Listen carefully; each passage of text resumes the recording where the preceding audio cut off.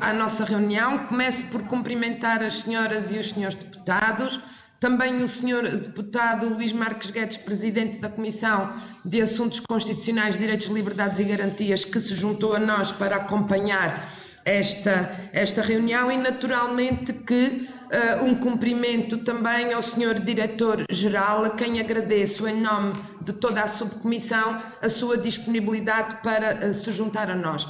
Esta reunião decorre num modelo diferente, adaptado às circunstâncias que vivemos. Este é um tempo que apela muito à nossa capacidade de adaptação, de forma a que seja possível continuarmos a desenvolver e a exercer as nossas funções, pelo que eu queria também deixar aqui uma palavra de reconhecimento pela disponibilidade de todos e pela vossa adesão a este modelo de trabalho.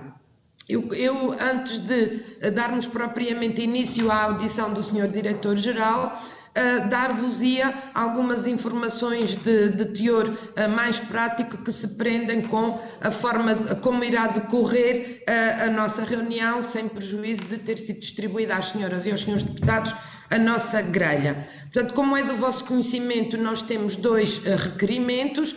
Daremos início por uma intervenção inicial de 5 minutos do Bloco de Esquerda para a apresentação do seu requerimento, e o Sr. Diretor-Geral disporá de 10 minutos para responder a esta intervenção inicial do Bloco de Esquerda. Teremos depois a intervenção também de 5 minutos do Sr. Deputado Pedro Rodrigues do PSD, à qual também o Sr. Diretor-Geral responderá por um tempo máximo de 10 minutos. De acordo com a deliberação que em devido tempo a subcomissão tomou, a audição far-se-á com uma ronda única, por ordem decrescente de representatividade dos grupos parlamentares, cada um com uma intervenção de 4 minutos, seguindo-se ainda a intervenção da senhora deputada não inscrita por um tempo não superior a 2 minutos. No fim desta ronda, o senhor Diretor-Geral disporá de 15 minutos para responder.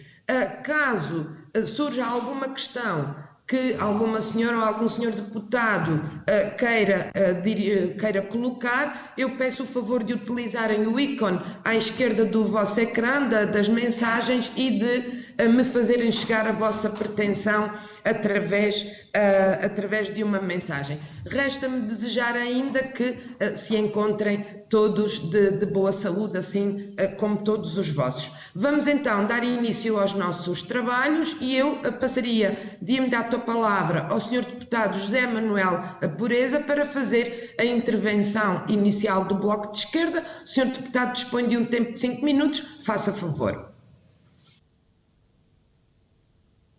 Muito obrigado. Eu queria cumprimentar o Sr. Diretor-Geral da Reinserção e dos Serviços Prisionais e agradecer a sua disponibilidade para nos dar os esclarecimentos que são necessários neste momento, e queria também cumprimentar a Sra. Presidente e as senhoras e os senhores deputados. Na verdade, esta é uma prova muito importante de que o Parlamento está a desempenhar as suas funções de acompanhamento da situação, justamente onde ela se revela mais preocupante. E as prisões são seguramente, no território nacional, espaços onde essa preocupação ganha maior sentido. Nós apresentámos esta sugestão de que se realizasse a audição do Sr. Diretor-Geral com o sentido da responsabilidade que temos que ter no combate de todas as pessoas contra a expansão da Covid-19. E desse ponto de vista, a exigência de distância tem sido afirmada como princípio absolutamente fundamental de uma estratégia de combate. Distância social, distância entre as pessoas, distância física, que não distância afetiva, evidentemente. Distância que implica contrariar todos os ajuntamentos voluntários e, por maioria de razão, todos os ajuntamentos involuntários, aqueles que são forçados. E, desse ponto de vista, os ajuntamentos que o próprio Estado, alberga, são necessariamente aqueles que mais preocupação devem causar. As prisões são, deste ponto de vista, uma verdadeira bomba-relógio para a Covid, e quem é responsável tem que adotar todas as medidas para prevenir uma explosão de contagiados, incluindo medidas extraordinárias. Há quem, neste momento, use do mais grosseiro populismo para abordar esta questão do ponto de vista das prisões e fale ou utilize um alarme absolutamente falso de que se pretende libertar os presos, é a expressão que anda por aí, feita por gente que utiliza uma estratégia absolutamente repugnante, porque é essa a palavra que foi utilizada pelo Primeiro-Ministro a outro propósito, mas que aqui ganha um sentido, creio eu, muito adequado. Manter a sobrelotação ou uma lotação elevadíssima das nossas prisões é ser cúmplice ativo de um contágio descontrolado no sistema prisional, com vítimas de número incalculável. E, portanto, tem que haver uma diminuição excepcional da população prisional e ela deve fazer-se, naturalmente, com critérios de prudência, com critérios de justiça, mas com toda a determinação. Isso é chave para se criarem condições para que o sistema prisional possa, digamos, não ser aquilo que ameaça ser do ponto de vista da Covid-19. E, portanto, estamos aqui perante um desafio essencial à coragem de termos uma cultura de penas de privação da liberdade que não passem necessariamente pelo encarceramento. Este era um desafio já sentido há muito tempo, mas agora ele ganha uma urgência absolutamente clara. Sabemos que o Governo está a preparar planos neste sentido, a Sra. Ministra da Justiça, o Sr. Diretor-Geral já se referiram a isso, eu não vou entrar nessa questão porque evidentemente ela passará por uma iniciativa legislativa que já foi anunciada para a próxima semana. A pergunta é, a este respeito, quais é que são as condições logísticas e administrativas que o sistema prisional tem para pôr em prática um plano de passagem de alguns reclusos para uma situação de pena domiciliária, de cumprimento de pena domiciliária. Mas esta questão de diminuição da população prisional está longe de ser uma panaceia para prevenir uma tragédia humana nas prisões. O Bloco de Esquerda, no dia 16 de março, enviou ao Governo um conjunto de perguntas, que naturalmente o Governo ainda não respondeu, o que é perfeitamente compreensível, mas nós queríamos reiterar nesta ocasião essas perguntas e pedir ao Sr. Diretor-Geral que, na medida do possível, nos desse algumas informações. Queria colocar 7 questões e termino. Primeiro, dispõe ou não dispõe o sistema prisional de material de proteção individual para todos os profissionais que trabalham cotidianamente nos estabelecimentos prisionais? Os guardas prisionais, os técnicos de reeducação e de reinserção, os profissionais de saúde e todas as outras pessoas que têm o seu desempenho profissional cotidiano nas prisões.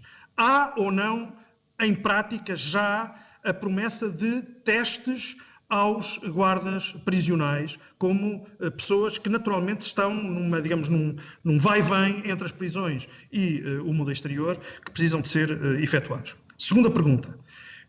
Quais as estratégias de distanciamento que estão a ser levadas a cabo nos estabelecimentos prisionais?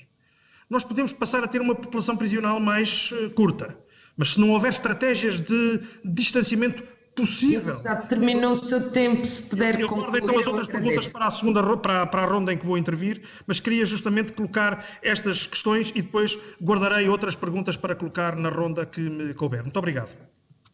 Muito obrigada, Sr. Deputado José Manuel Pureza. Eu dou agora a palavra ao Sr. Diretor-Geral da Reinserção e Serviços Prisionais por um tempo até 10 minutos para responder a estas questões. Ora, muito obrigado, senhores deputados, meus cumprimentos.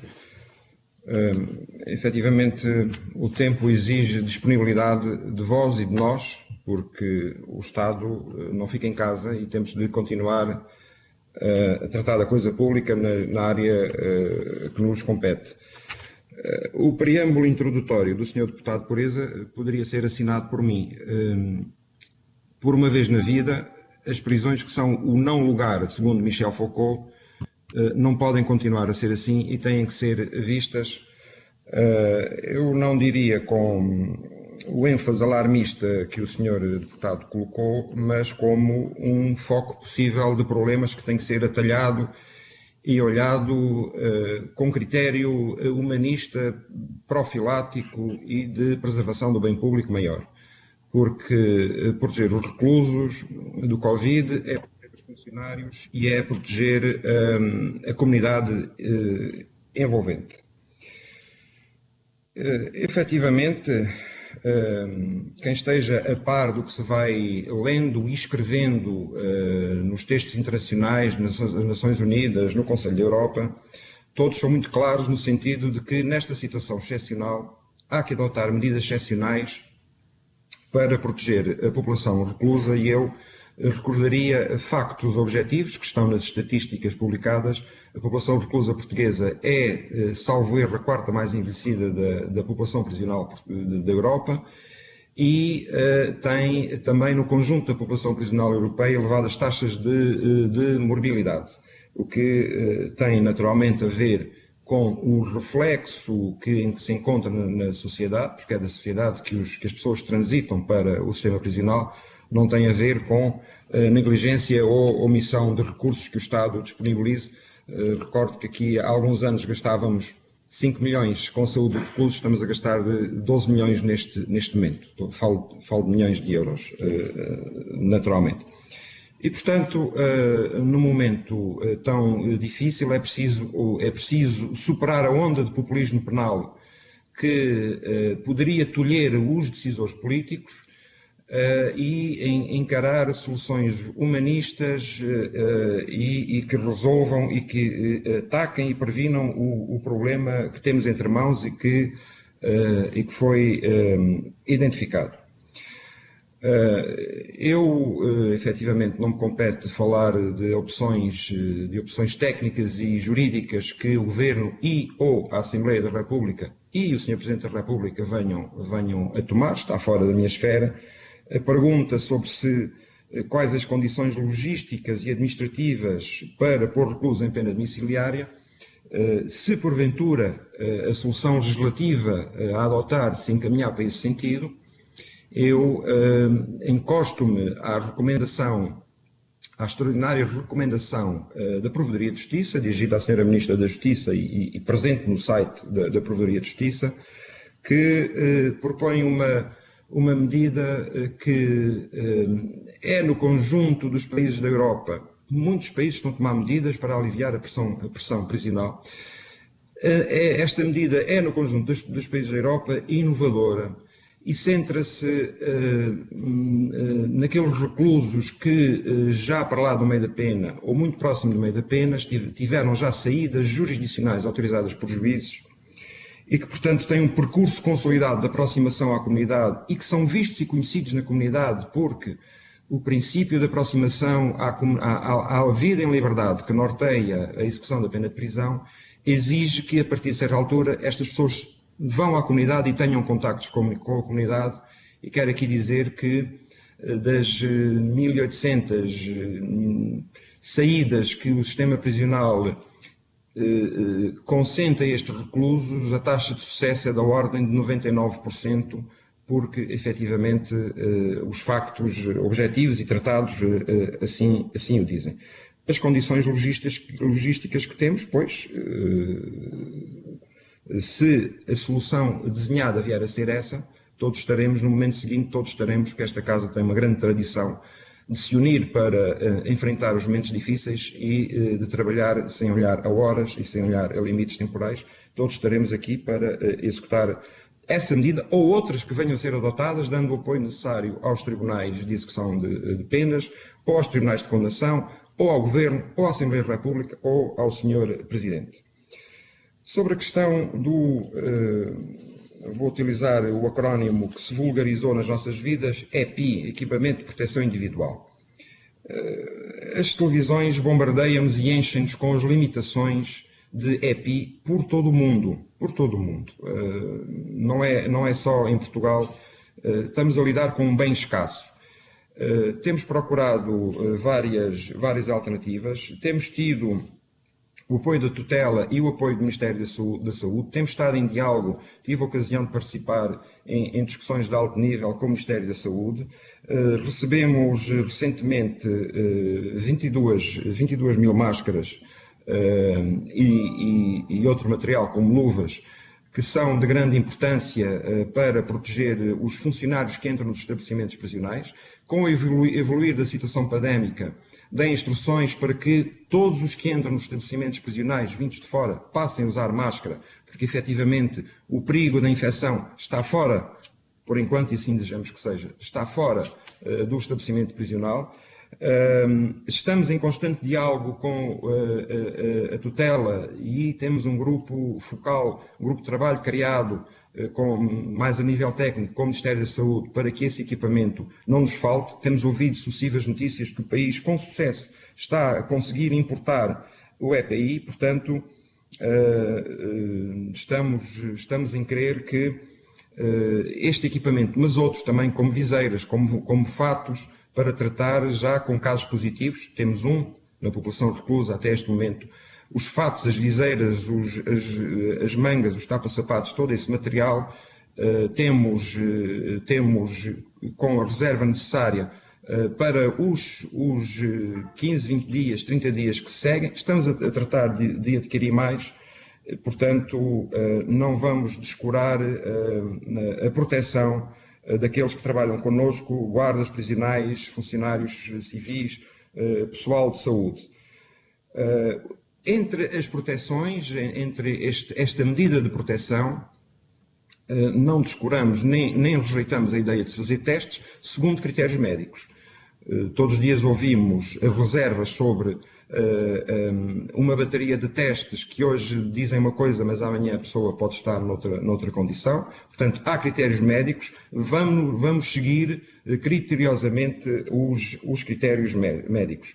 Para terminar, com receio de que se me esgote o tempo, as estratégias de distanciamento levada a cabo, pois, efetivamente, demos instruções muito cedo para que aquilo que, do ponto de vista médico, é considerado população vulnerável, pessoas com 60 e mais anos e outros com as comorbilidades, que sejam acomodados em zona diferenciada dos estabelecimentos prisionais, que vão aos pátios em horários diferentes, ao recreio, portanto, que vão aos refeitórios em horário diferente e que, tanto quanto possível, tenham uma vida separada do resto da população reclusa.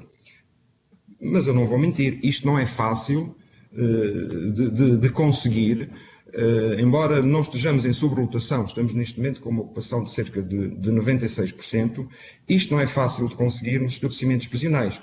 Daí que, retornando ao princípio da intervenção do Sr. Deputado Pureza, as medidas de alívio, sejam elas quais forem, desenhadas pelos legítimos titulares da iniciativa legislativa, as medidas de alívio que entendam poder gizar para o sistema prisional, não se trata de libertar presos, trata-se de proteger a comunidade, trata-se de proteger os reclusos, sim, sem dúvida, também o quero, trata-se de proteger os funcionários que trabalham nos estabelecimentos prisionais e o mais importante, trata-se de proteger a comunidade envolvente. É, portanto, uma medida profilática que se destina à proteção de todos. Muito obrigado. Eu é que agradeço, Sr. Diretor-Geral, também o facto de ter cumprido rigorosamente o tempo de que dispunha.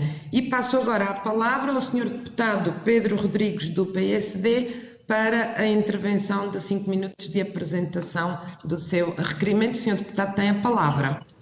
Muito obrigado, Sra. Presidente. Aproveito para cumprimentar, assim como todas as senhoras e senhores deputados, e ao cumprimentar naturalmente o Sr. Diretor-Geral que se disponibilizou para estar hoje connosco nesta importante discussão, num momento que é um momento de grande ansiedade e de grande inquietude para todos os cidadãos portugueses, mas é um momento de ansiedade e de inquietude, particularmente para uma população prisional que se encontra num parque prisional superlotado, sem condições, muitas das vezes, para garantir a salvaguarda da saúde dos reclusos, dos guardas prisionais, dos trabalhadores do sistema prisional e dos prestadores de serviços do sistema prisional, bem como dos seus familiares, caso se verifique uma situação que esperemos que não ocorra, de uma propagação e de contágio da Covid-19, que todos estamos empenhados em que não aconteça. Mas a realidade do parque prisional português, a falta de condições que muitas das vezes tem sido denunciado, quer pela Sra. Provedora de Justiça, quer por várias organizações internacionais, configuram muitas das vezes em algumas violações dos direitos humanos, já identificadas variedíssimas vezes, que nos preocupam de forma muito particular, em qualquer momento, mas neste momento nos preocupam de forma muito evidente. E, portanto, não podemos deixar de sublinhar nesta ocasião que uma das razões fundamentais pelas quais se vive uma enorme ansiedade e um tremendo sobressalto relativamente à situação que se pode vir a viver nas prisões portuguesas em função de uma eventual propagação do contágio, é em larga medida determinada pela preocupante sobrelotação e as condições do Parque Prisional Português, que designadamente não garante, em algumas circunstâncias e em algumas ocasiões, como sabemos, condições para, por exemplo, pôr os reclusos numa situação de isolamento em caso de necessidade. O PSD, aliás, na linha daquilo que tem sido afirmado pelo seu Presidente, está obviamente disponível para apoiar o esforço que o governo português tem feito na luta contra um inimigo comum que é a Covid-19. Não é um desafio do governo português, é um desafio de todo o país e o PSD está obviamente disponível para lutar ao lado de todas as forças políticas em Portugal e de todos os serviços da administração pública e ao lado dos portugueses, para que possamos em conjunto, como comunidade, ultrapassar este momento de grande ansiedade e de tremendo sobressalto que todos vivemos. Mas, obviamente, não nos vamos demitir nunca das nossas responsabilidades, pelo que não deixaremos, no momento oportuno, assim que o Governo apresenta a esta Assembleia as medidas que foram já ontem previamente, anunciadas, não deixaremos de, com toda a serenidade e com toda a tranquilidade e sentido de responsabilidade, de as avaliarmos, serenamente as considerarmos e, se for caso disso, apresentarmos as nossas próprias propostas para melhorar aquilo que tiver a ser melhorado neste contexto. Mas, em qualquer circunstância, ouvindo ontem a intervenção do Sr. Primeiro-Ministro no final da reunião do Conselho de Ministros e ouvindo as várias intervenções do Sr. Diretor-Geral, não só a de hoje, que uma vez mais agradeço, mas várias intervenções públicas que têm sido feitas nas últimas semanas, não podemos deixar, obviamente, de aproveitar esta oportunidade para colocar 5 ou 6 questões de forma o mais telegráfica possível. A primeira questão que eu queria colocar tem a ver com a circunstância de que se foi anunciado que o Governo português provavelmente proporá ao Sr. Presidente da República indultos para fazer face à situação que estamos a viver. E a pergunta que eu lhe queria colocar, disse há pouco que não é uma matéria da sua competência, embora já o ouvimos também falar sobre estas matérias publicamente, e portanto queria também ouvir a sua opinião sobre esta matéria. Que tipos de crimes é que eventualmente podem estar estas propostas a serem formuladas e em que condições? A segunda questão que lhe queria colocar e que nos preocupa de forma muito particular tem a ver com a circunstância de saber se os indivíduos que estão hoje em reclusão e que serão alvo de propostas de indulto ou de eventual medida de antecipação de fim de pena serão ou não submetidos a planos de acompanhamento e de reinserção social, ou se o Estado os abandonará à sua sorte e imporá aos portugueses um maior nível de insegurança e uma ansiedade ainda maior do que aquela que estamos a viver. A terceira questão que queria colocar ao Sr. Diretor-Geral diz respeito a um problema que nos preocupa tremendamente há muitos anos, que tem a ver com a questão da reincidência criminal. Como é sabido, a Direção-Geral de Reinserção e Serviços Prisionais não tem divulgado os números da reincidência criminal, nem em termos globais, nem em termos de tipos de crime. Ora, isto conduz a que vários responsáveis sistematicamente falem de números de reincidência criminal, muitas das vezes contraditórios, mas que a verdade é que nós não temos como confrontá-los com estatísticas oficiais, o que nos deixa, portanto, sempre na dúvida de perceber quais são os números efetivos de reincidência criminal em Portugal. Recentemente, o bastonário de ordens de psicólogos, por exemplo, falou numa entrevista de números de reincidência criminal na casa dos 50%, o que obviamente nos deixa profundamente alarmados. Portanto, a pergunta que eu queria fazer ao Sr. Diretor-Geral é, em primeiro lugar, se estes números são reais. Quando o Sr. Deputado puder concluir, eu agradeço. Sr. Presidente, vou ser breve e guardarei as outras questões para a segunda ronda. Mas queria dizer então, ou queria perguntar de forma muito clara, se estes números são ou não reais, se não são, quais são os números da reincidência criminal e, por fim, queria perguntar ao Sr. Diretor-Geral se nas medidas de antecipação de fim de pena ou de eventuais indultos que serão propostos pelo Governo, se serão tidas em conta as taxas de reincidência criminal por tipo de crime, na determinação de que crimes serão alvo dessas mesmas antecipações de fim de pena ou propostas de indulto. E agradeço a tolerância da Sra. Presidente. As restantes questões, guardá-las-ei para a segunda intervenção. Muito obrigado. Muito obrigada, Sr. Deputado Pedro Rodrigues. Eu passaria então novamente a palavra ao Sr. Diretor-Geral, que dispõe de 10 minutos para responder. Faça favor, Sr. Diretor-Geral. Muito obrigado, Sr. Deputado. Agradeço as suas perguntas e a disponibilidade que manifesta em nome do seu partido. Vivemos um momento patriótico e histórico, diria. As duas primeiras perguntas que me faz, Sr. Deputado, tenho que pedir licença que pouco diga, porque pouco posso dizer. Os indultos são de iniciativa do próprio recluso, que entende pedir, ou são de iniciativa do diretor do estabelecimento prisional, que, olhando a situações de extrema humanidade, pode tomar a iniciativa. Mas os critérios para a concessão ou para a recusa escapam-me.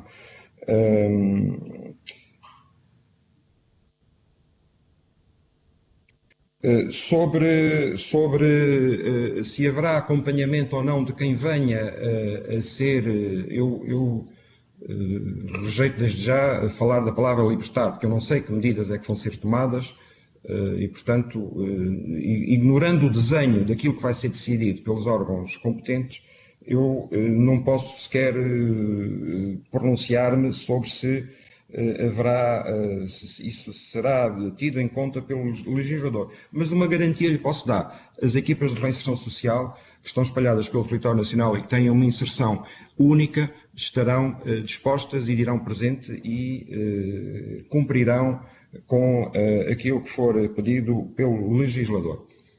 A terceira questão é uma questão apaixonante e dá tratados, e eu li cuidadosamente o requerimento do Partido Social Democrata sobre este problema da reinserção. Deixe-me tentar dizer-lhe que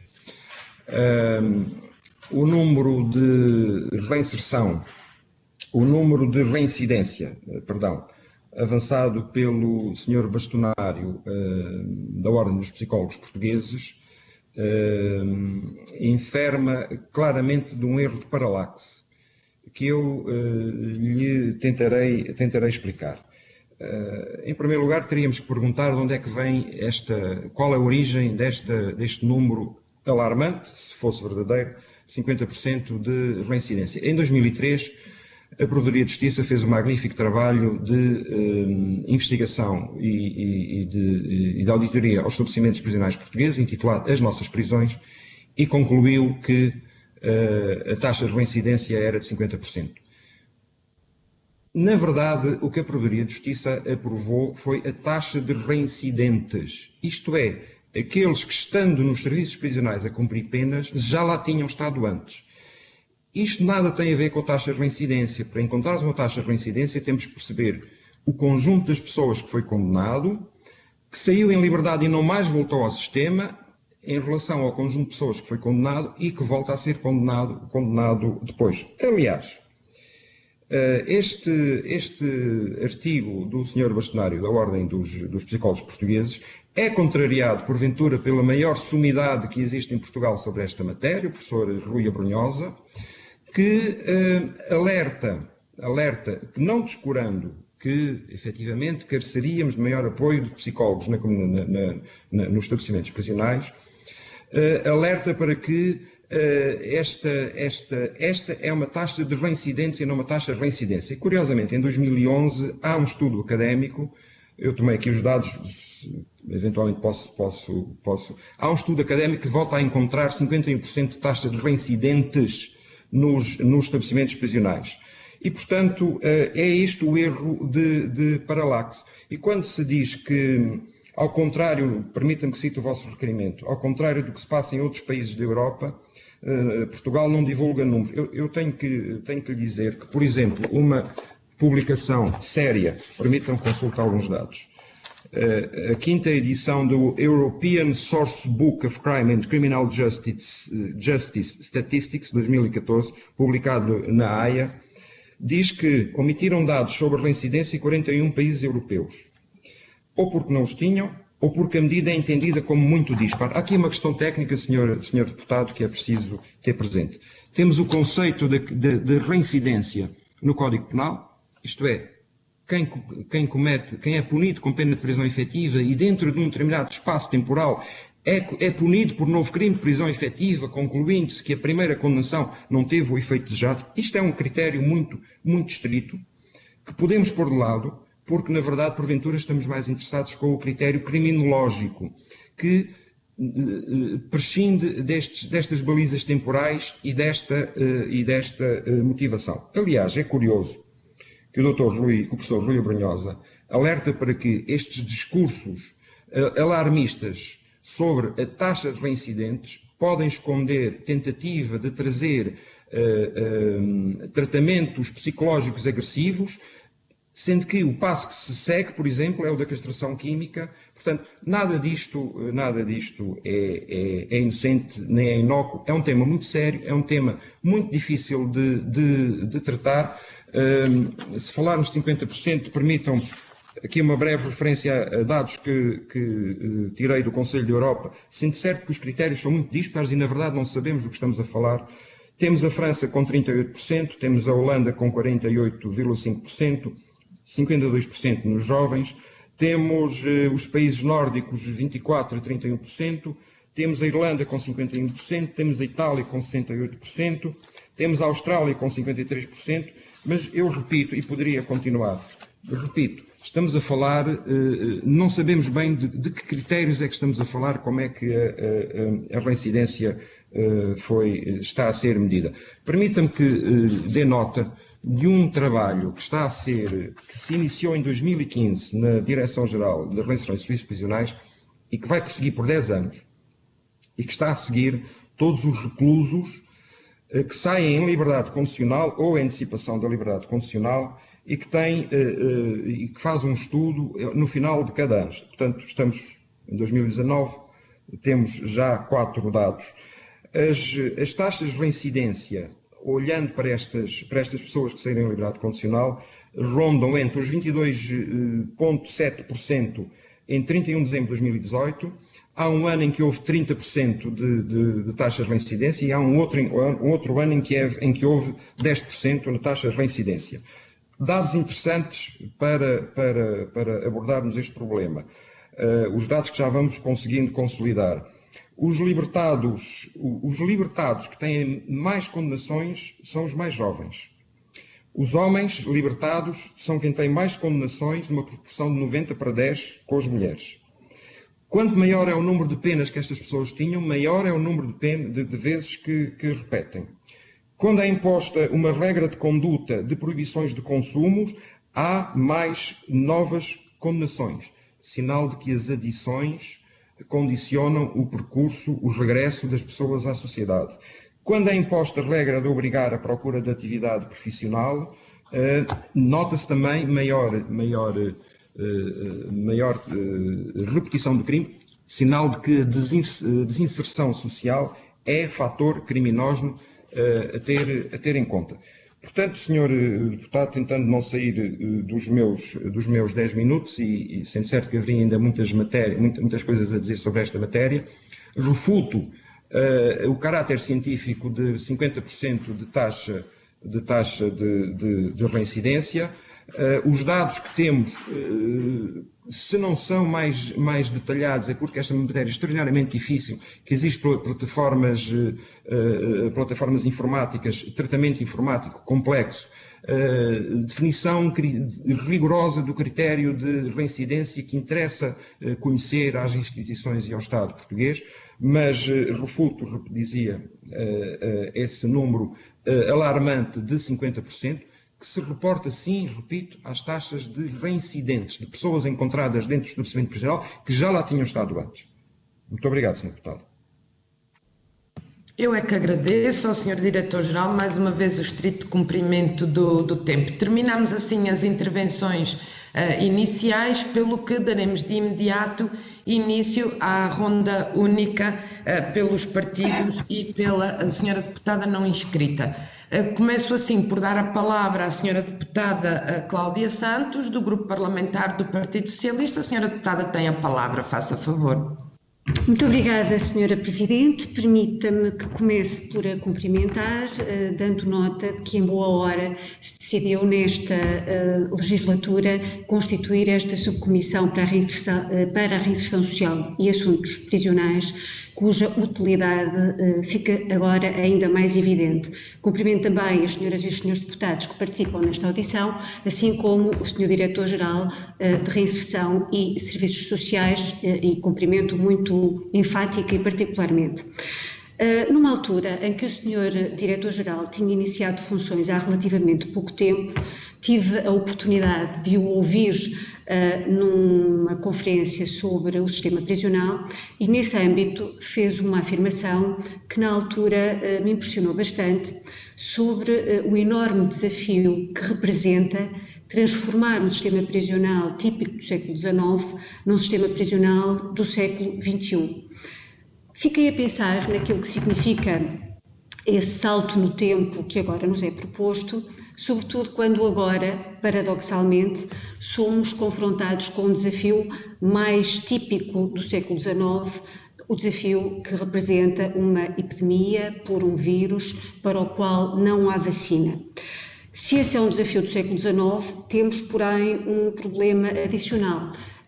O facto de termos de lidar agora com uma população prisional incomparavelmente superior àquela que tínhamos no século XIX e que se localiza num sistema prisional onde grande parte dos seus edifícios tem já algumas décadas.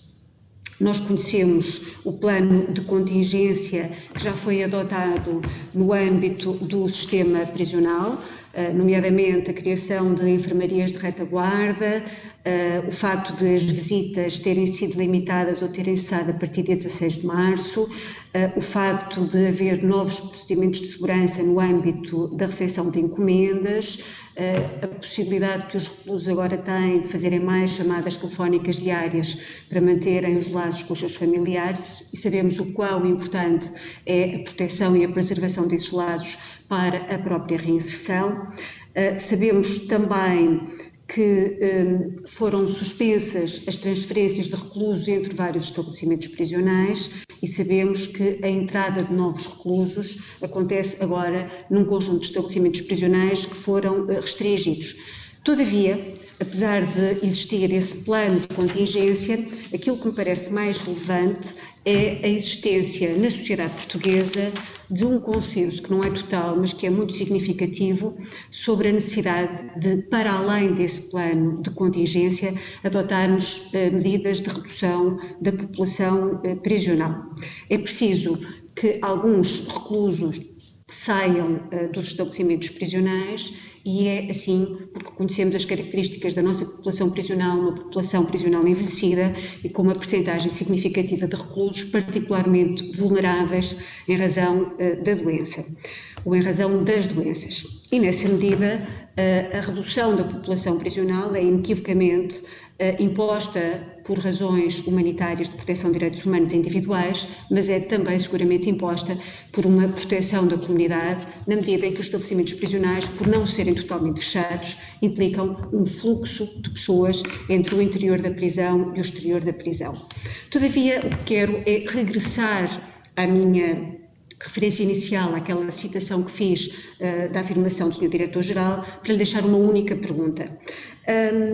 Temos uma epidemia que é dramática, não podemos olhar para ela como um fator positivo, todavia pergunto-me, não constituirá ela uma alavanca para alguma evolução do nosso sistema? Não teremos aqui uma oportunidade de... Senhora Deputada, peço que termine logo que possa. Muito obrigada, Sra. Presidente. Não estaremos perante uma oportunidade para adotarmos um novo conceito de prisão que seja, na expressão de alguns criminólogos, mesmo menos uma prisão de grades e de barras e mais uma prisão assente num controle tecnológico da atuação daqueles agentes de crimes que nós consideramos mais perigosos? Muito obrigada. Agradeço, Sra. Deputada Cláudia Santos, e passo de imediato a palavra ao Sr. Deputado Pedro Rodrigues, do PSD, que dispõe para esta intervenção de um tempo de 4 minutos. Faça favor, Sr. Deputado. Muito obrigado, Sra. Presidente. Agradeço ao Sr. Diretor-Geral a resposta à questão que lhe coloquei sobre a reincidência criminal.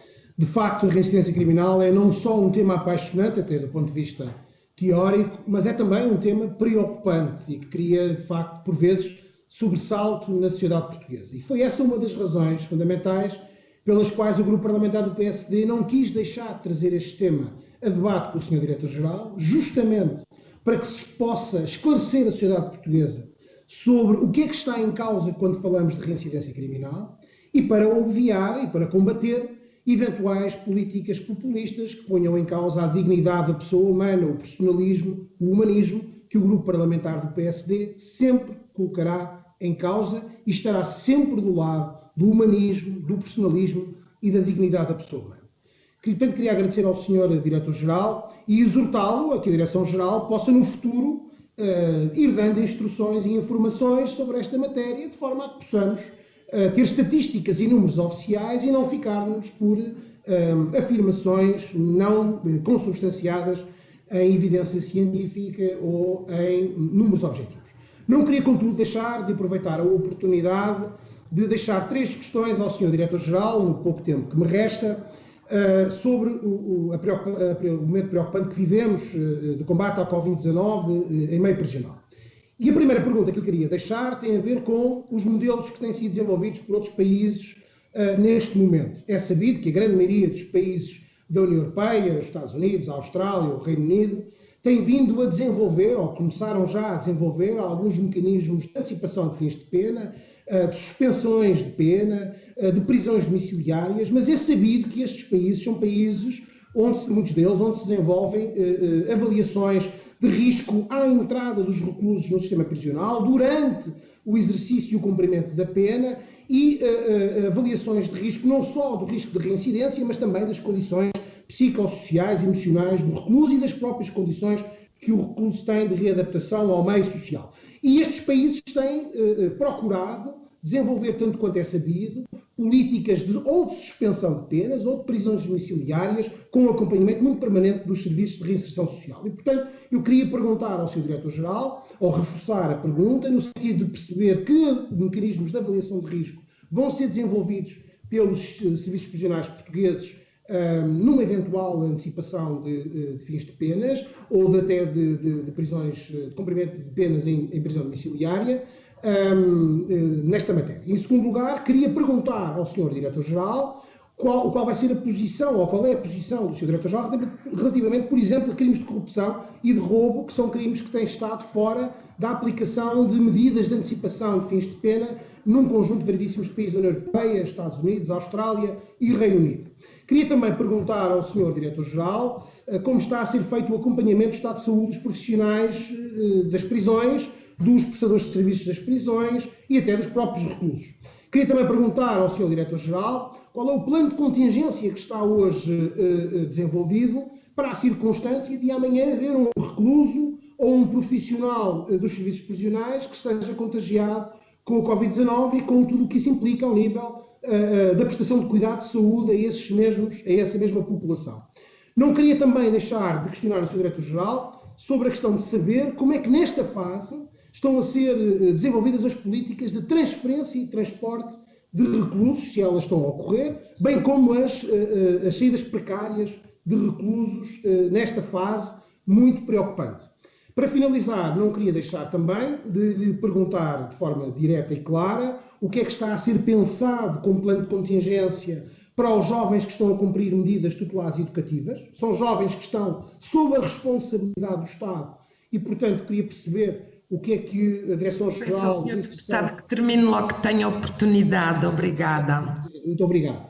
Eu queria, portanto, perceber quais são as medidas de contingência que estão previstas nesta matéria, bem como relativamente às crianças que estão a acompanhar as suas mães nos estabelecimentos prisionais. São crianças que estão também sob a responsabilidade do Estado e o Estado não pode, de maneira nenhuma, abandoná-las à sua sorte neste momento. Finalizando, como referi no início da minha intervenção, Sra. Presidente, Sr. Diretor-Geral, o PSD está totalmente disponível para apoiar o esforço conjunto nacional na luta contra o inimigo comum que é a Covid-19. E cá estaremos também para assumir as nossas responsabilidades, contribuindo para as políticas públicas nas diversas áreas e, neste caso, na política prisional e nas políticas de justiça. Muito obrigado. Muito obrigada, Sr. Deputado Pedro Rodrigues. Passaria então agora a palavra ao Sr. Deputado do Bloco de Esquerda, José Manuel Pereza, para a sua intervenção de 4 minutos. Tem a palavra, Sr. Deputado. Muito obrigado, Sra. Presidente. Quero agradecer as respostas que há pouco o Sr. Diretor-Geral deu às questões que coloquei e queria juntar, como então anunciei, mais 4 perguntas concretas que se referem a esta circunstância excepcional no que diz respeito ao sistema prisional português.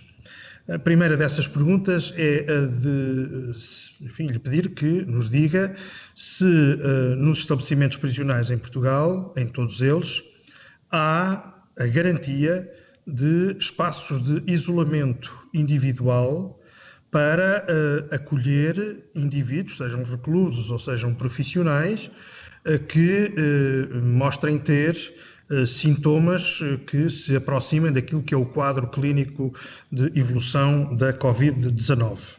Em todos os espaços públicos, desde logo aqui na própria Assembleia da República, existe essa precaução de disponibilização de espaços de isolamento para acautelar contágios desnecessários, e queria saber se isso está garantido também nos estabelecimentos prisionais, em todos eles. Segunda pergunta, está previsto o reforço das equipas de prestação de cuidados de saúde nos estabelecimentos prisionais, nesta circunstância, sendo que uma das valências que seguramente poderia e deveria ser reforçada era a de acompanhamento em matéria de saúde mental, dada a carga de ansiedade enorme que se abate sobre toda a sociedade portuguesa, e em espaços fechados, naturalmente, isso é reforçado.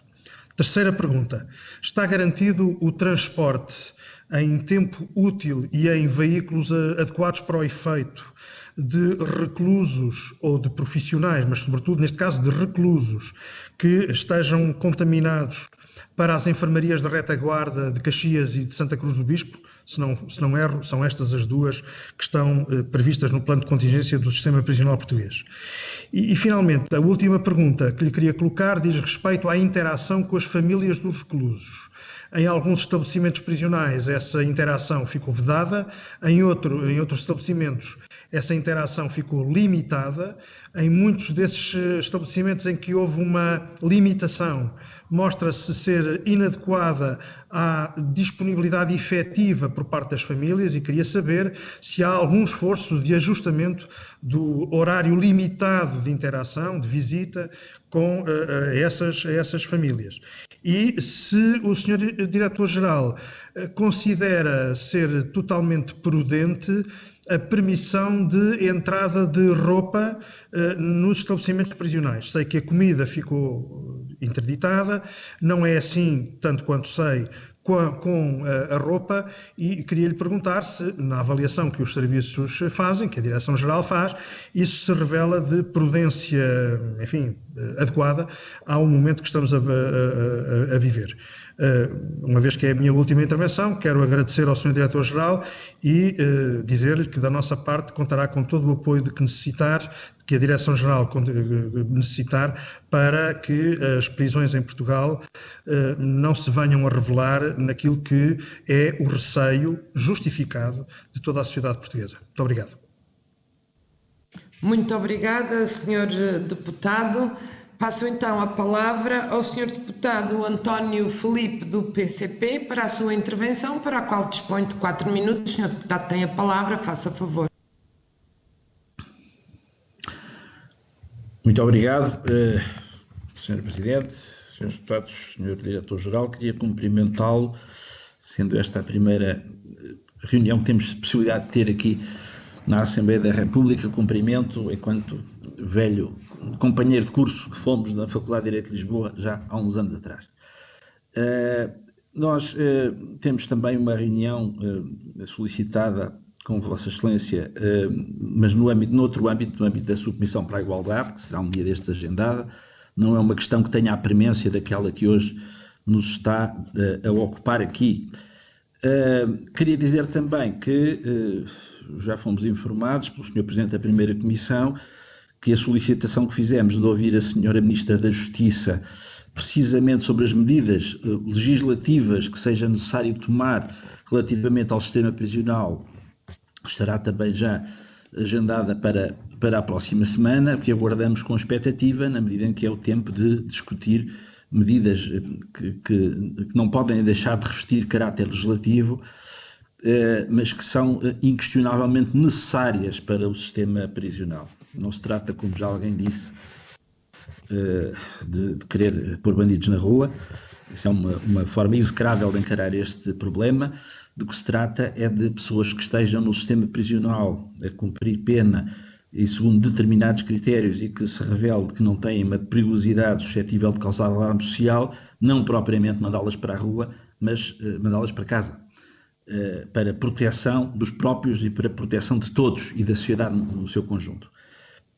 Já foram aqui colocadas questões muito relevantes que eu subscrevo, relacionadas com a necessidade de prevenir o contágio entre os reclusos, dentro dos estabelecimentos prisionais, sabendo-se que é um meio extremamente perigoso e mesmo que sejam tomadas medidas que possam de alguma forma aliviar a pressão da lotação dos estabelecimentos prisionais, eles continuarão cheios, continuarão com uma população prisional muitíssimo significativa e que é preciso, efetivamente, cuja saúde é preciso salvaguardar. Mas e também já foram aqui referidos os guardas, porque são os guardas que circulam, fundamentalmente, entre o exterior e o interior das prisões e, portanto, quer-nos parecer que o problema não estará só nos equipamentos de proteção individual, que são fundamentais que todos os guardas tenham os equipamentos de proteção individual que sejam recomendados pela Direção-Geral de Saúde, mas quer-nos parecer que, sendo que a infecção com o Covid-19 é em muitas pessoas e durante um largo período assintomática, quer-nos parecer que o Sr. Diretor-Geral dirá que faria sentido que houvesse alguma monitorização, designadamente de temperaturas, não necessariamente de fazer o teste, embora naturalmente a possibilidade de fazer o maior número possível de testes seria o desejável, mas não sendo possível haver ainda assim alguma monitorização, designadamente de vigilância sobre sintomas, sobre estados febris, que permitissem, de certa forma, impedir que alguém infectado com o Covid-19 pudesse entrar dentro dos estabelecimentos de serviços prisionais, sabendo nós que os guardas prisionais estão entre aqueles profissionais que nós não podemos dispensar. Evidentemente eles vão ter que continuar a assegurar a vigilância dos estabelecimentos prisionais, seja em que situação for. Há uma questão que creio que foi o Sr. Deputado Pedro Rodrigues que colocou e que eu acho que é extremamente importante e passa normalmente esquecida, que são os colégios de reinserção. E seria importante termos uma palavra do Sr. Diretor-Geral acerca das medidas que estão a ser tomadas ou que se prevê que possam vir a ser tomadas também para proteger quer os profissionais, quer os jovens que estão em colégios de reinserção, designadamente se está prevista alguma medida no sentido que eles possam, aqueles que reúnam condições, ir para as suas residências nesta fase complicada que estamos a atravessar. Eu creio que estou a ultrapassar o meu tempo, agradeço também ao Sr. Diretor-Geral a possibilidade que nos permitiu de fazermos esta reunião da forma possível. Muito obrigado. Obrigada, Sr. Deputado. Foram só uns segundos e eu passo então agora a palavra para a sua intervenção no âmbito desta ronda ao Sr. Deputado Telmo Correia, do CDS-PP, dispondo também o Sr. Deputado de 4 minutos. Tem a palavra.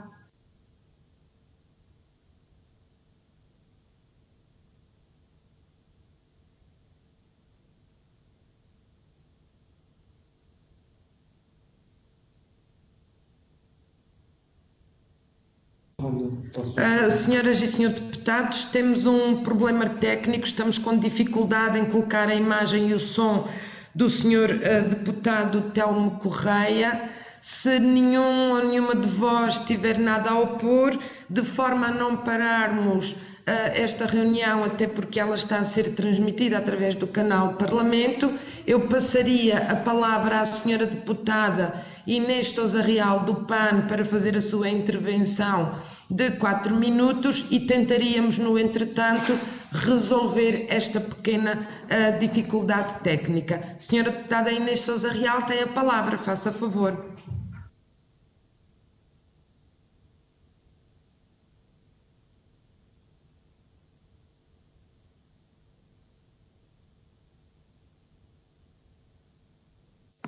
Está sem som. A senhora deputada julgo que terá que desbloquear o seu microfone, uma vez que não a conseguimos ouvir. Continuamos sem receber o seu som, senhora deputada.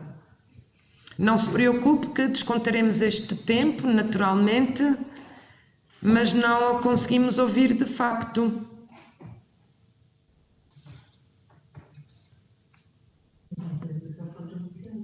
Continuamos sem ouvi-la, senhora deputada. Eu faria a sugestão, se estiverem todos de acordo, seguimos para a senhora deputada não inscrita, a senhora deputada Inês Sousa Real, enquanto a senhora deputada Joacine Catar Moreira, peço perdão, e voltaríamos ao senhor deputado Telmo Correia e à senhora deputada Inês Sousa Real, logo que seja possível ultrapassar esta questão técnica. Dou então a palavra à senhora deputada não inscrita Joacine Catar Moreira, dispõe de 2 minutos para a sua intervenção. Senhora deputada, faça favor.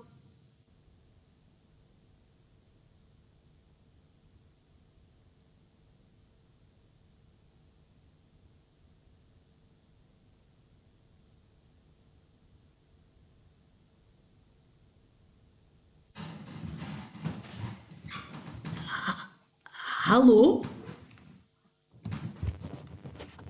Senhora deputada Joacine Catar Moreira, eu estou a ouvi-la.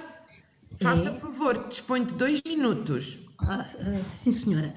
Eu então iria iniciar, obviamente, não é? Por cumprimentar a senhora presidente, o senhor diretor geral, as senhoras e senhores deputados, mas igualmente aos funcionários da AR que, se não estivessem aqui hoje, não haveria maneira de nós nos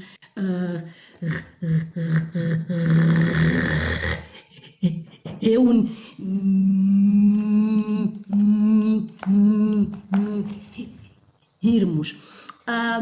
Algumas das minhas ansiedades já estão mais ou menos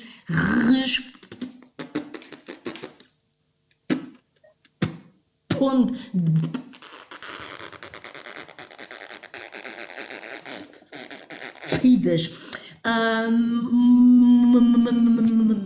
Mas eu ainda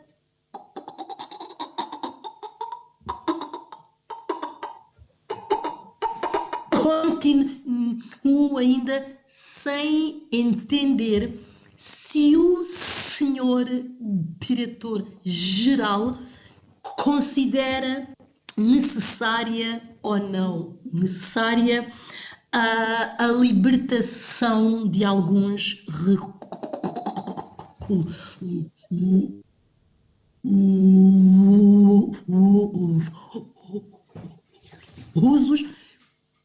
como maneira de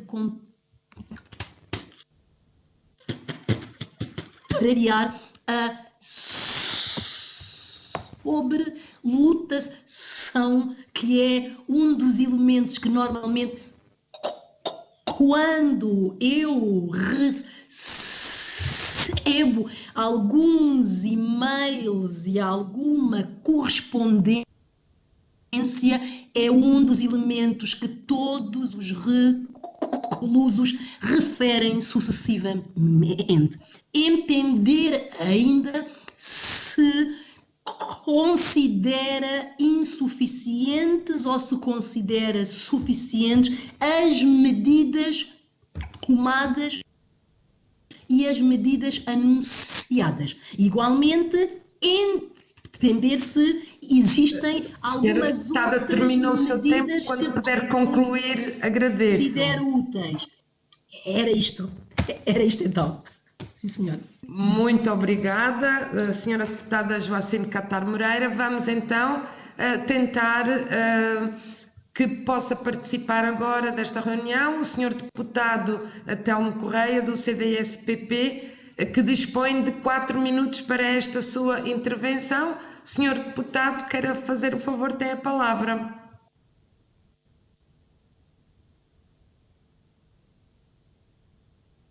Não conseguimos ouvir o senhor deputado Telmo Correia, pelo que vou tentar que seja possível ouvir a senhora deputada Inês Sousa Real do PAN para a sua intervenção de 4 minutos. Senhora deputada, tem a palavra. Presidente, já me consegue ouvir?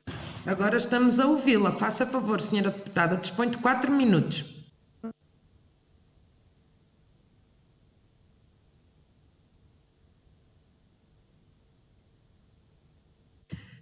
Deixamos de ouvir, senhora deputada, se puder tentar novamente.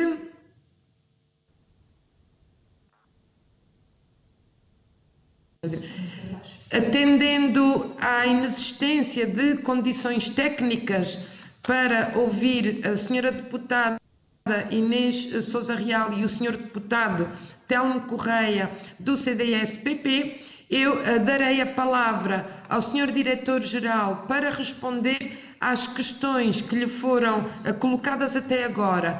Caso seja possível retomar a ligação com a senhora deputada e com o senhor deputado e o senhor diretor-geral concorde, pois então ouvi-los-íamos depois e eu dar-lhe mais uns minutos para responder. Pelo que de imediato dou a palavra ao senhor diretor-geral para responder às questões que foram colocadas até agora. Tem a palavra. Muito obrigada.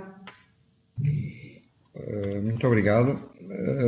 Se me consentirem, eu responderia pela ordem inversa das perguntas. Começaria pela pergunta da senhora deputada Joacine Catar Moreira.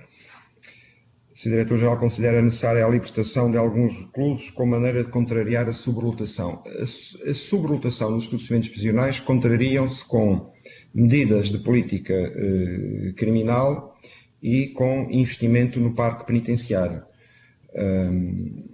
Se a pergunta é orientada para, nesta situação de crise, nesta situação excepcional, como medida de alívio e de prevenção da eclosão da pandemia no interior do estabelecimento prisional, as respostas estão dadas nos textos internacionais, na literatura internacional, nas entidades com autoridade técnica e científica sobre o assunto, e a resposta é positiva, é sim.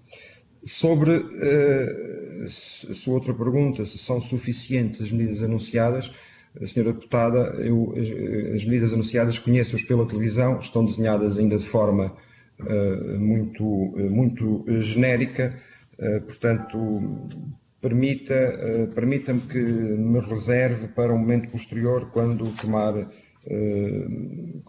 todos tomarmos conhecimento do desenho legislativo que vier a ser produzido. Senhor deputado António Filipe, naturalmente retribuo as saudações mais pessoais de camaradagem antiga. Registro a sua preocupação sobre os centros educativos, também já expressa pelo senhor deputado Pureza, se não estou enganado. Efetivamente, as medidas, os planos de contingência que começaram muito cedo a ser feitos na Direção-Geral de Restrições de Serviços Prisionais abrangeram desde logo os centros educativos.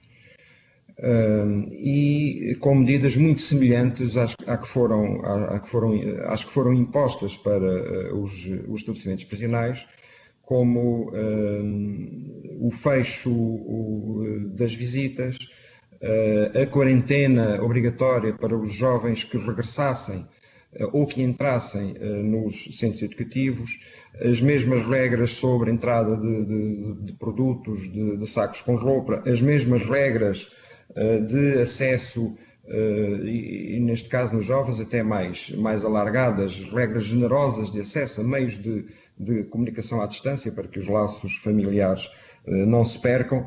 Hoje mesmo acabei de aprovar um plano de contingência mais rigoroso, porque lidamos com recursos escassos na área dos centros educativos e podemos ter de tomar medidas mais drásticas, mas esta casa não deixa ninguém para trás. Nunca os centros educativos ficaram fora das nossas preocupações e dos nossos planos. A preocupação que o Sr. Deputado António Filipe manifesta com os guardas prisionais, manifesto-a eu em primeiro lugar, se me permite, e também, sobretudo, sobre o conjunto de funcionários que servem esta Direção-Geral e que são cerca de 8.000. Efetivamente, tomámos a medida de difundir o uso de máscaras e de luvas para proteger o corpo da Guarda Prisional, que está mais em contacto nas portarias com as pessoas que entram na zona interior, na zona prisional, com os Não conseguem ouvir? Peço perdão? Já me conseguem ouvir? Senhora Deputada Inês Sousa Real, eu vou pedir-lhe que aguarde um bocadinho, que nós estamos a ouvir o Sr. Diretor-Geral e quando for a sua vez de intervir eu dar-lhe a palavra. Agradeço, com obrigada, certeza. Senhora Deputada, muito obrigada. Muito obrigado. Estamos em contacto muito próximo com as autoridades de saúde e com o nosso pessoal médico. Seguimos medidas rigorosas de quarentena profilática para casos suspeitos e de rastreio epidemiológico, afastando os contactos de risco. É preciso dar nota de que, de acordo com as definições técnicas, entende-se por contacto de risco a permanência por mais de 15 minutos com outra pessoa a 1 metro de distância e, portanto, é preciso perceber que os contactos de risco, do ponto de vista médico, têm um critério rigoroso. Encomendamos termómetros que estão, neste momento, na zona prisional, no interior da zona prisional, a fazer a medição da temperatura aos reclusos, embora fosse minha intenção, desde o início, ter também termómetros na portaria dos estabelecimentos prisionais e dos centros educativos para medir a temperatura de quem entra como medida de cautela. Esses termómetros ainda não estão disponíveis no mercado. Recebemos ontem 4 termómetros, já estão distribuídos e em atuação em portarias de estabelecimentos prisionais. É uma medida que dá alguma confiança e segurança às pessoas. Lidamos com um vírus absolutamente imprevisível. As pessoas estão sintomáticas durante muito tempo e, no entanto, segundo se crê, já se corre o risco de transmitirem. Assim que eu disponha de uma nova série de termómetros a laser que em devido tempo encomendei, eles serão imediatamente colocados na porta dos estabelecimentos prisionais, nas portarias, como medida adicional de cautela. As perguntas adicionais do Sr. Deputado Pureza. Efetivamente, temos espaço de isolamento individual para todos os casos sintomáticos suspeitos e temos cumprido rigorosamente. Quem é notado com qualquer sintoma suspeito, essa pessoa é imediatamente isolada, é feito o rastreio epidemiológico dos contactos próximos e são imediatamente contactadas as autoridades de saúde para prevenir aquilo que de todo não queremos, que é a eclosão do foco da doença no interior do estabelecimento prisional. Está previsto, sim, o reforço das equipas de prestação de saúde nos estabelecimentos prisionais. Estamos a recrutar pessoal médico avançado, mas não lhe posso mentir, Sr. Deputado, neste momento o mercado não consegue responder às necessidades. No entanto, é justo registar que o Serviço Nacional de Saúde emitiu uma diretiva permitindo que os médicos e enfermeiros que trabalham nos estabelecimentos prisionais continuem a vir prestar o seu serviço absolutamente indispensável, porque, não quer mais repetir, os reclusos são utentes naturais do Serviço Nacional de Saúde e não podem ficar para trás. O transporte de reclusos que venham a ficar contaminados para as enfermarias de retaguarda, desejavelmente esse transporte tem que ser feito pelo INEM. Dou-lhe o caso de uma reclusa que foi detida na fronteira, vinda de Espanha, veio para o Hospital Prisão de Caxias em transporte do INEM. Temos um protocolo no sentido de permitir que, em primeiro lugar, não queremos reclusos a deslocarem-se ao exterior para fazer estes testes, porque isso é risco de contaminação, quer deles, quer de outros, e, portanto, os reclusos, lutamos para que os reclusos sejam considerados, nesta perspectiva, pessoas vulneráveis que devem ter a atenção imediata do Serviço Nacional de Saúde para se fazer o despiste tão cedo quanto possível, e estamos a ter resposta positiva do Serviço Nacional de Saúde. Portanto, dar-lhe nota desta nossa preocupação. A interação com as famílias dos reclusos. Nós fomos fechando as visitas nos estabelecimentos prisionais, seguindo par e passo as recomendações da Direção-Geral de Saúde. Não o fizemos abruptamente e desnecessariamente, fizemos, creio eu, com um critério de prudência, de cautela e de oportunidade, sempre muito atentos às sugestões da Direção-Geral de Saúde. Já desde há algum tempo que estão fechadas todas as visitas. Não há visitas aos reclusos. Mais do que isso, os leigos, visitadores, ministros de culto, formadores, professores, animadores, foi-lhes vedada a entrada. Escusado é dizer que, como o Sr. Deputado bem entende, isto se traduz em um acréscimo de stress e de ansiedade natural para os reclusos. Daí ter, sem hesitação, decidido ampliar ou triplicar as possibilidades legais de contactos telefónicos com os familiares, o que, permitam-me aqui uma margem à látera, só demonstra a importância deste tipo de contactos de quem está privado da liberdade. Relativamente à pergunta que coloca sobre a entrada de sacos com roupa e de víveres não perecíveis, houve aqui a certo momento uma inflexão da Direção-Geral que merece que seja justificada. Disse-lhe que seguimos sempre as instruções da DGS, e assim foi. Há um primeiro momento em que a DGS nos dá a informação de que os sacos com roupa, aguardando 24 horas de quarentena, poderiam entrar e ser entregues aos reclusos. E assim foi feito.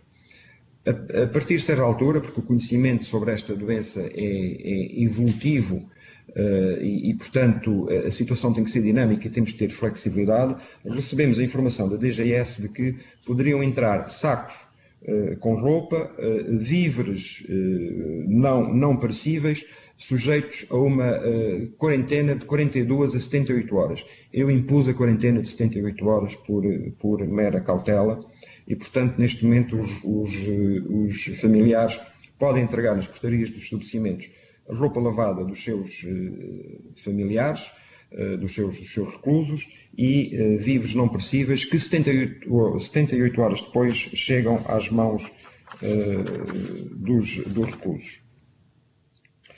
Relativamente às perguntas do Sr. Deputado Pedro Rodrigues,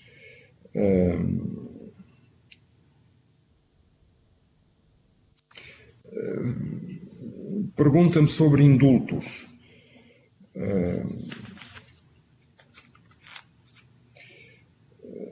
Que tipos e em que condições?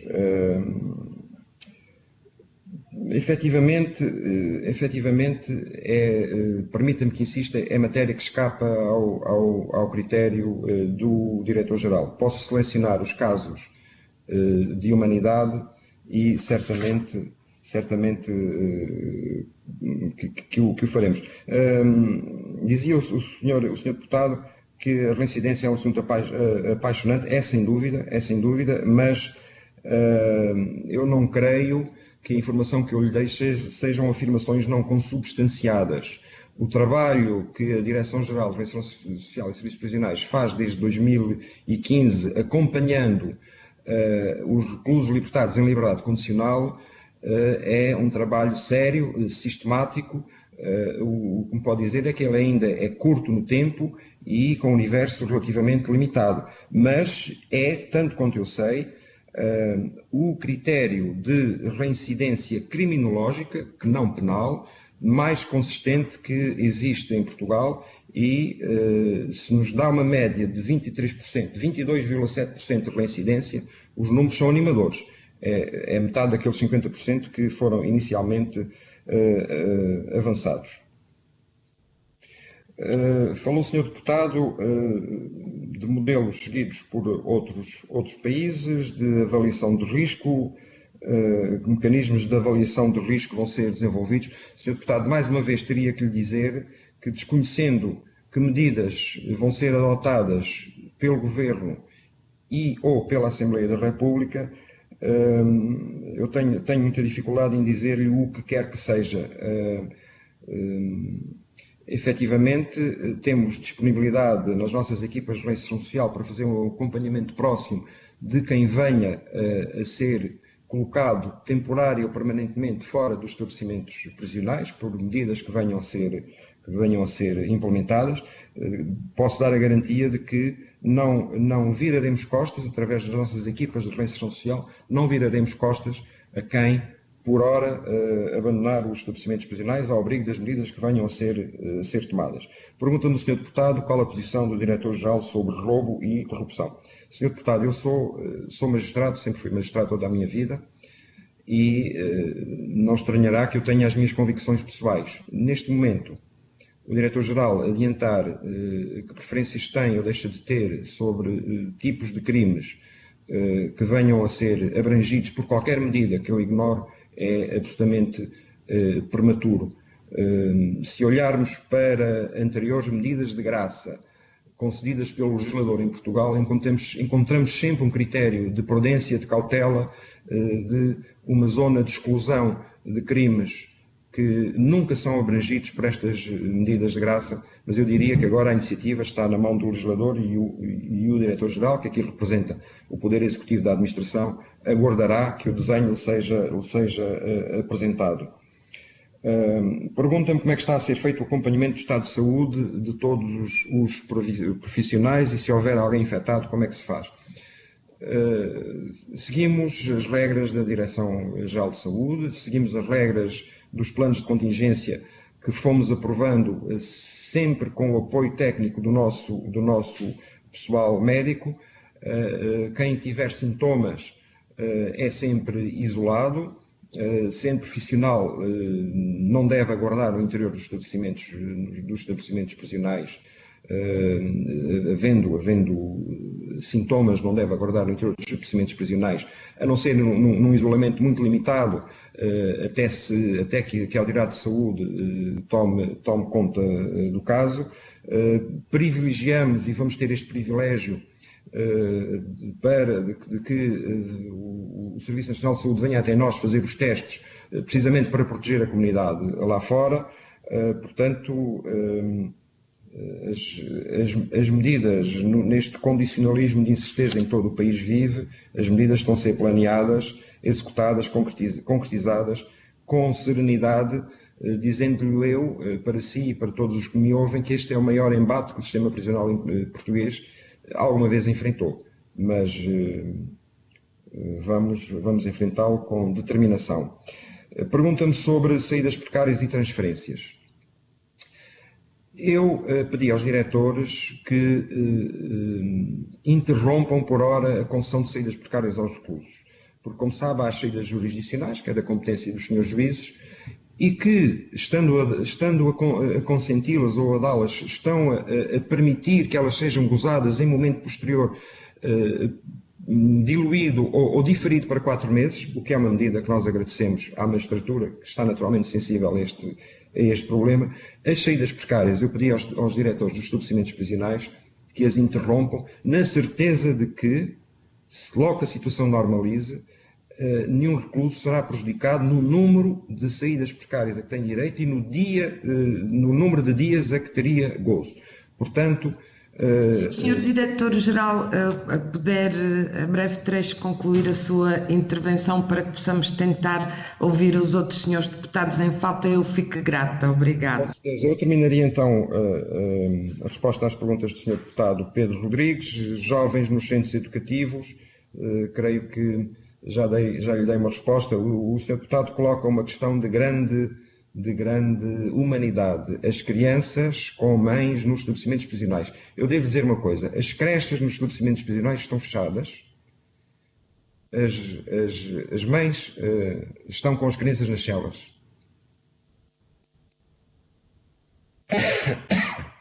Fiz um levantamento sobre esta situação para eventual apoio técnico que me venha a ser solicitado.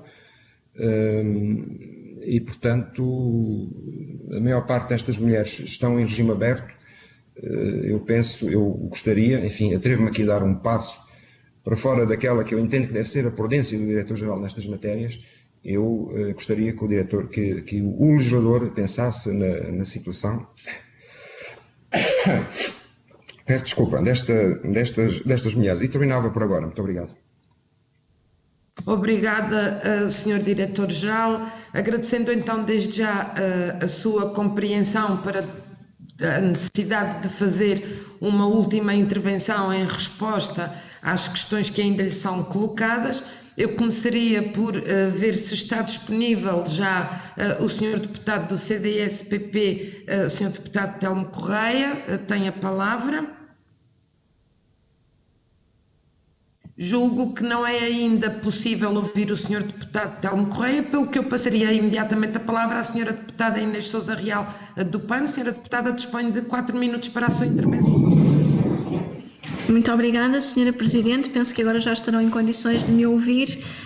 Não querendo repetir aquilo que possa de alguma forma ter sido alguma questão já respondida pelo Sr. Diretor-Geral, mas desde já pedindo as minhas desculpas caso venha a colocar alguma questão que precisamente vá nesse sentido, gostaria de começar precisamente por perguntar, e uma vez que já foram identificados casos, pelo menos 4 infectados nas prisões portuguesas, se este quadro se mantém, se existe mais algum número ou números mais atualizados desta realidade, e desde já acompanhando a preocupação e a sensibilidade que o Sr. Diretor-Geral nos transmitiu relativamente às reclusas, não só que possam estar acompanhadas de crianças, mas também que sejam gestantes, parece-nos que é de facto imperioso arranjar-se uma solução para estas pessoas e para estas crianças.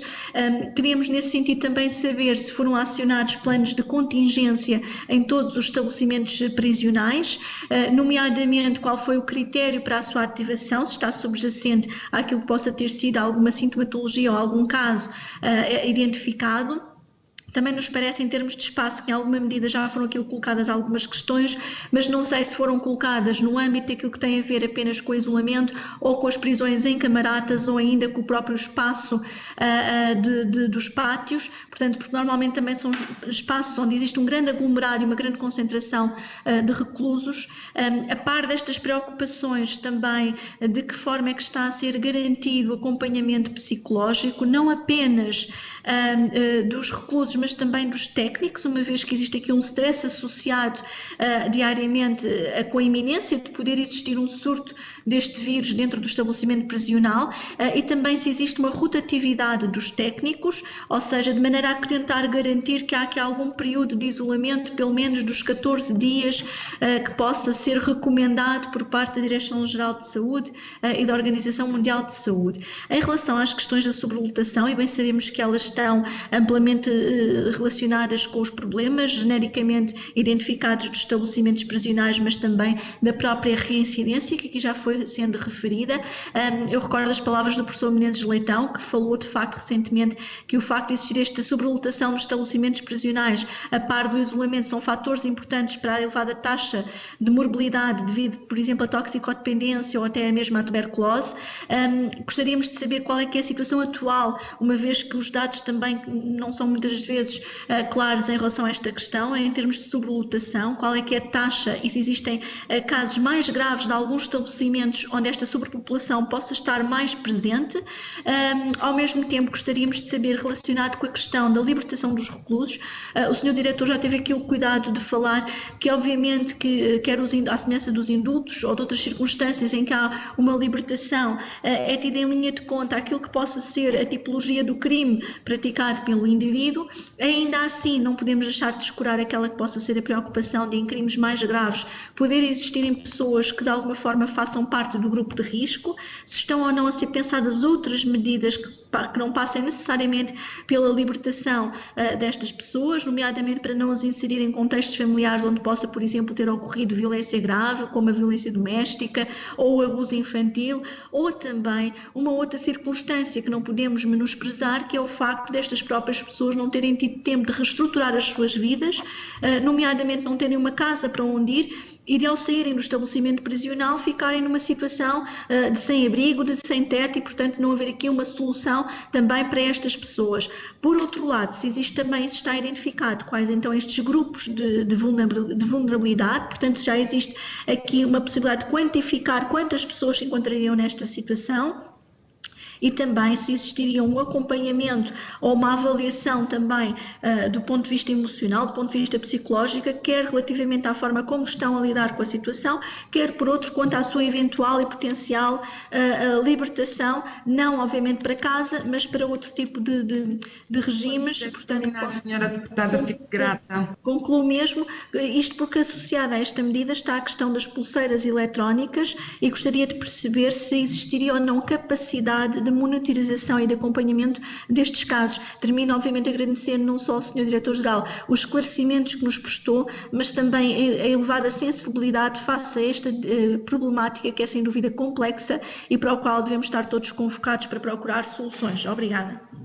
Muito obrigada, Sra. Deputada Inês Sousa Real. Julgo que o Sr. Deputado Telmo Correia, do CDS-PP, está em plenas condições de se juntar a nós, pelo que eu lhe passo imediatamente a palavra. Dispõe de 4 minutos para a sua intervenção. Faça favor, Sr. Deputado.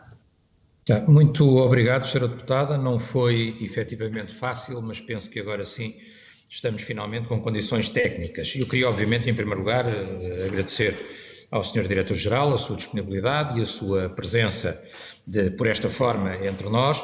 Dizer, Sr. Diretor-Geral, com a estima que sabe, e nós também, apesar disto não ser uma reunião de colegas de curso, também, tal como o Sr. Deputado António Filipe, tivemos a oportunidade de ser colegas na Faculdade de Direito de Lisboa.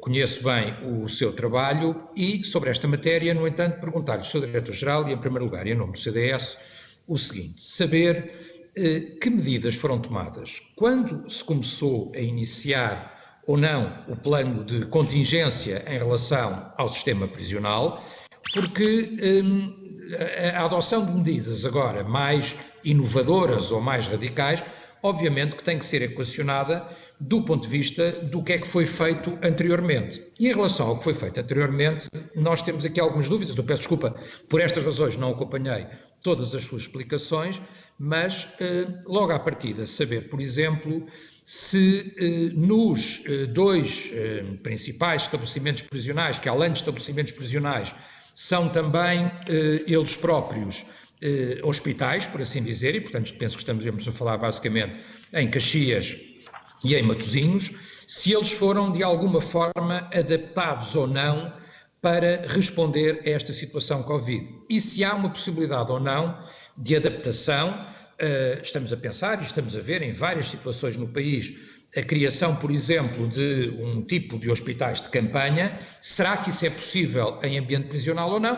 Porque a primeira resposta, na minha opinião, deveria ser dada em ambiente prisional. independentemente desta pergunta, saber também se esse plano de contingência, presumindo que ele existe, se previu ou não e a partir de quando a proteção designadamente dos guardas prisionais, porque, tal como nos lares, eles podem ser o principal ponto de infecciosidade por saírem e voltarem a entrar no estabelecimento prisional e, portanto, a partir de quando é que os guardas prisionais começaram a ter ou estão a ter equipamento de proteção, designadamente luvas, máscaras, a existência de desinfetantes e, portanto, tudo aquilo que seja proteção.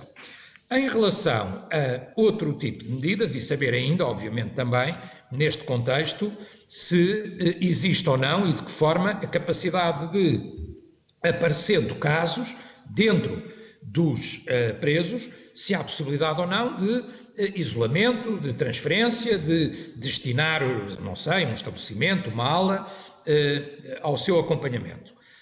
Por outro lado, sabendo que têm vindo várias vozes a público e nós conhecemos a sua opinião, o seu diretor, ouvi também, por exemplo, o seu presidente do Sindicato de Juízes, o Dr. Moura Ramos, falarem na possibilidade de adotar medidas que já foram adotadas noutros países, designadamente de libertação, saber se existe ou não até agora uma ponderação de qual é que são os critérios. Nós não descartamos à partida, obviamente, numa abordagem humanista que fazemos, nenhum tipo de solução, mas, Sr. Diretor, quer dizer, é evidente que nós temos que ter muita cautela na adoção desse tipo de medidas, desde logo do ponto de vista de uma eventual perigosidade social, ou seja, é preciso saber para onde vão, se há maneira de garantir que estarão, por exemplo, neste caso seria prisão domiciliária, se existem meios eletrónicos de controlar essa mesma realidade e se não há também o risco, que eu penso que tem que ser avaliado, de se nós vamos precisamente ponderar ou se o Governo pondera a libertação de pessoas em função até das suas fragilidades e das suas patologias, se não estaremos a correr o risco de criar outras cadeias de contágio, seja em relação à Covid-19, seja em relação a outras patologias. Sabemos que existem problemas com tuberculose, por exemplo, e outras doenças, se não correremos também esse risco.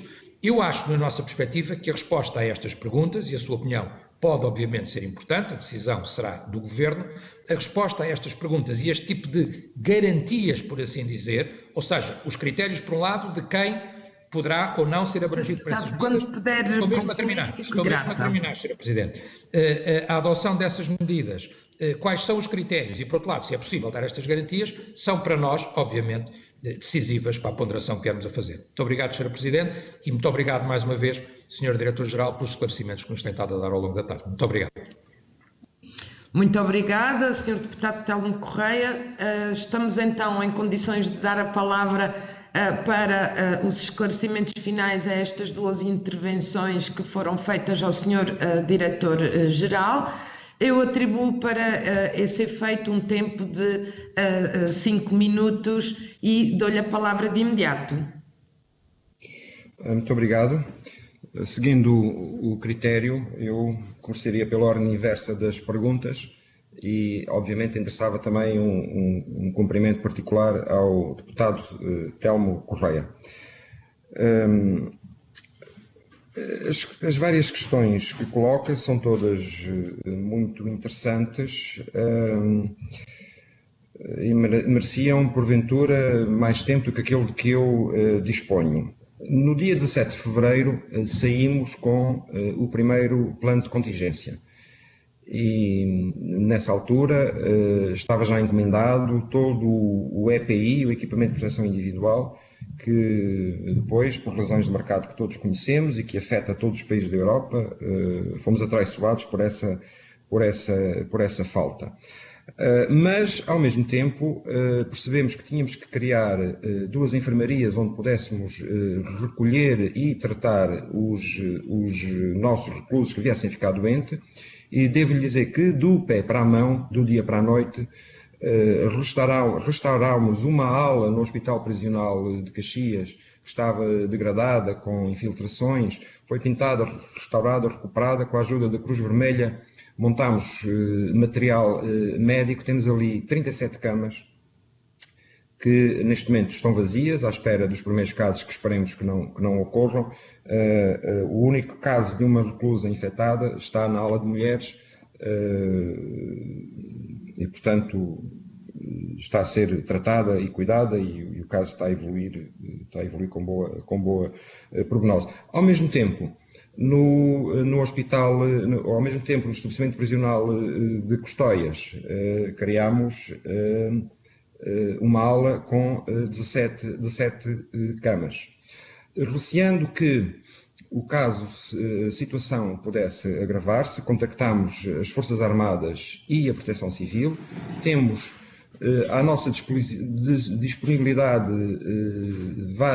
mais de 200 de tendas de campanha, se for preciso acudir a pessoas doentes. Várias estão montadas no Hospital Prisional de Caxias, outras estão montadas em Custóias e há também uma que está montada em Coimbra. Queremos montar também em Ponta Delgada. Ao mesmo tempo, decidimos esvaziar as secções de segurança do Linhó e de Passos de Ferreira, que conta cada uma delas com cerca de 20 celas, para a necessidade de, se for preciso, acolher aí doentes de forma a que não infectem toda uma ala prisional. Portanto, quando diz, Sr. Deputado, e muito bem, que a primeira resposta é ambiente prisional, ela está dada, está construída com os recursos que temos. O grande receio que vem expresso na literatura especializada é de que, já agora importa dizer que a literatura especializada é desde a americana ao Conselho da Europa, enfim, isto é, há praticamente consenso entre os autores de que esta situação se eclodir no estabelecimento prisional. Aliás, o Sr. Deputado com certeza que viu as notícias sobre os paquetes que tiveram retidos em vários portos e percebeu a taxa de ataque, como dizem os especialistas, a taxa de difusão da infecção nos habitantes desse paquete, que no entanto poderiam estar comodamente isolados nos seus camarotes. E portanto, o ambiente prisional, em certa medida, o risco de difusão no ambiente prisional, em certa medida, é replicável. Portanto, começámos a trabalhar cedo, muito preocupados em fazer tudo o que pudéssemos. Pedimos o apoio das Forças Armadas, pedimos o apoio da Proteção Civil, mas há uma coisa que eu tenho que lhe dizer, Sr. Deputado. Eu preciso de mais espaço nos estabelecimentos prisionais. Preciso de mais espaço porque, se as coisas se agravarem, eu preciso de poder colocar, num lado, os que estão sãos e os que estão bem, e no outro lado, preciso de tratar os outros. E, de certa maneira, isto responde já a uma pergunta feita pela senhora deputada Inês Sousa Real, de que é preciso espaço. Como é que se obtém espaço? Bem, há políticas legislativas que estão a ser anunciadas e que o Diretor-Geral já manifestou o seu agrado por medidas que aliviem o sistema, porque enfrentamos uma situação humanitária absolutamente imprevisível e absolutamente nova. O universo de reclusos que vier a ser abrangido pelas medidas que venham a ser tomadas, eu não lhe sei dizer, Sr. Deputado. O que eu lhe posso dizer é que lhe digo que temos capacidade nas equipas de relação social para continuar a acompanhar as pessoas, dependendo do regime em que possam ser colocadas no exterior. A vigilância eletrónica, o programa português, é dos mais robustos e dos mais fiáveis do mundo inteiro, mas está muito no seu limite. Portanto, temos que ter aí algum cuidado, na sobrecarga que se possa pretender transferir para a vigilância eletrónica, sendo certo que as equipas estão no terreno, estão disponíveis. Contactámos a empresa com quem temos o contrato em execução sobre vigilância eletrónica e essa empresa tem o equipamento disponível, portanto, se for preciso, daremos resposta. Os guardas prisionais começaram a utilizar o chamado EPI a partir do momento em que a difusão da doença na comunidade entrou de forma livre e sem barreiras. Portanto, a partir do momento em que não se conseguiu estabelecer os links de contaminação, eu tomei a iniciativa de, em coordenação com a tutela, de atribuir a máscara aos guardas, não só para os proteger a eles, os demais que trabalham no interior dos estabelecimentos prisionais e também os reclusos. Quando me pergunta sobre a possibilidade de transferências, todos os médicos, todo o pessoal médico diz que neste momento não tem transferências. Quando me pergunta sobre a possibilidade de isolamento em alas, Sr. Deputado, eu não tenho neste momento espaço livre nos estabelecimentos prisionais e portanto, a libertação de espaços é fundamental para eu poder reter outros e cuidar deles devidamente. O desenho das medidas que querem ser tomadas, Sr. Deputado, não me compete a mim. Nós estaremos empenhados em que a segurança da comunidade e as preocupações que a todos acodem não sejam defraudadas. Como lhe digo, temos as equipas de reinserção social disponíveis. Neste momento há confinamento, as pessoas não podem dar a circular, portanto, medidas de acolhimento em casa seriam eventualmente execuíveis e dariam segurança. Eu repito, não sei se ouviu, dos vários milhares de saídas. O Sr. Diretor-Geral tiver a oportunidade de concluir a sua intervenção. Muito obrigado. Eu pouca atenção ainda dei às perguntas da Sra. Deputada Inês Sousa Real. Penitencio-me, mas então, Sr. Deputado Telmo Correia, para atender de forma tão equitativa quanto possível a todos, passaria ainda que rapidamente às perguntas da Sra. Deputada Inês Sousa Real. Plano de contingência para todos os estabelecimentos prisionais, sim. Para os centros educativos, também. Para as equipas de reinserção social, também. Para as equipas de vigilância eletrónica, também. Para os serviços centrais, também. Não deixamos ficar ninguém para trás. Taxa de sobrelotação, estamos com 96%, mas há estabelecimentos prisionais onde, por razões históricas e técnicas, cuja explicação não cabe aqui, a taxa de sobrelotação é superior.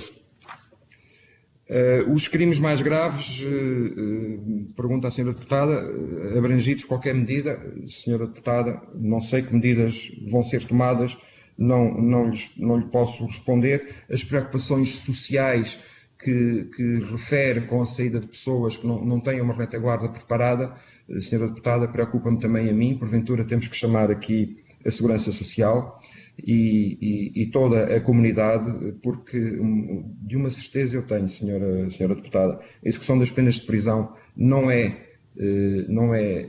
fim único do Estado ou do Ministério da Justiça, é um problema de toda a comunidade, e toda a comunidade neste momento está convocada para acudir a um problema grave que não queremos que se reproduza de forma incontrolável nas prisões portuguesas. Muito obrigado. Eu é que agradeço em nome de todas as senhoras e senhores deputados que integram a subcomissão e a primeira comissão e que participaram desta audição. Agradeço ao Sr. Diretor-Geral a disponibilidade que demonstrou desde o primeiro momento para estar nesta audição, assim como também todas as respostas e esclarecimentos que prestou. Chegamos ao fim da ordem do dia desta reunião.